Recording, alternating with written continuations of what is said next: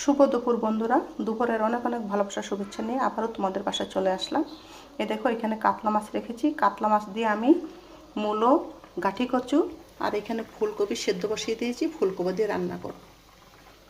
তারপর এখানে তিত কেরালা দেখো আমি হলুদ নুন মেখে রেখেছি, এটা পিস পিস করে ভাজি করে নেব। আর এইখানে কি জিনিস রেখেছি বন্ধুরা, তোমরা তো দেখতেই পাচ্ছ, এটা হলো চিংড়ি মাছের মাথা। তো মাথাটা আমরা ফেলে দিই নাই, সুন্দর করে পরিষ্কার করে রেখে দিয়েছি। এটা এখন শুকনো ইয়েতে অল্প তেল দিয়ে ভেজে তারপরে এটা চাটনি করব। চাটনির মধ্যে আমি দেব এইখানে দেখে নাও, এখানে পেঁয়াজ কেটে রেখেছি, রসুন আর কাঁচা লঙ্কা। আর কিছু দেব না বন্ধুরা। 3 কোষ রসুন রেখেছি, 2টা কাঁচা লঙ্কা আর পেঁয়াজ অল্প দেব। বাকি পেঁয়াজ কাঁচা লঙ্কাগুলো আমি এই যে কাতলা মাছের যেটা রেসিপি বানাবো সেই রেসিপিতে দিয়ে দেব। তাহলে বন্ধুরা আমি বানাই। আমি এখন চিংড়ি মাছের মাথাগুলো ভালো মতন ভেজে নেব, তারপর পেঁয়াজ কাঁচা লঙ্কা রসুন দিয়ে মিক্সিতে গ্রাইন্ড করে নেব।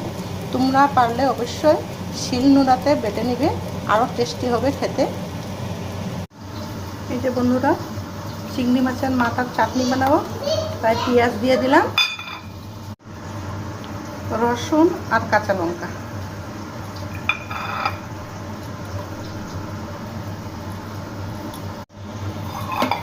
এখন এই চিংড়ি মাছের মাথাগুলো দিয়ে দেব। স্বাদ অনুযায়ী নুন দিয়ে দিচ্ছি। এই দেখো এখানে মাছটা ভাজি করে নিয়েছি, আর ফুলকপিটা আমি সুন্দরভাবে একটু লাল লাল করে একটু ভেজে নিয়েছি। এখানে আমি গাঠি কচু আর মূলোটা ভেজে নিচ্ছি, তারপর অল্প অল্প করে মশলাগুলো দিয়ে দেব। এখানে আমি জিরা পাউডার আর এখানে পেঁয়াজ আর কাঁচা লঙ্কা বাটা দিয়ে দিয়েছি।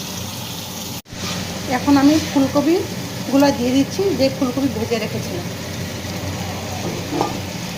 নুন আমি স্বাদ মতন দিয়ে দিয়েছি বন্ধুরা। আমি ঝোলের জন্য জল দিয়ে দিয়েছি পরিমাণ মতন। জলটা ফুটে ওঠা পর্যন্ত অপেক্ষা করব, তারপরে মাছগুলো দিয়ে দেব। মাছগুলো দিয়ে দিলাম। নামানোর আগে এরকম টমেটো এক পিস করে দিয়ে দিচ্ছি, যাতে আর একটু টেস্টটা লাগে। টমেটোগুলো ভালো মতন গলাবো না, এইভাবে থাকবে। এই দেখো বন্ধুরা আমার কাতলা মাছের ঝোলটা হয়ে গেল। এদিকে দেখো কি সুন্দর হয়েছে, দেখো চিংড়ি মাছের মাথার চাটনি আর এইখানে তিত কেরালা ভাজি।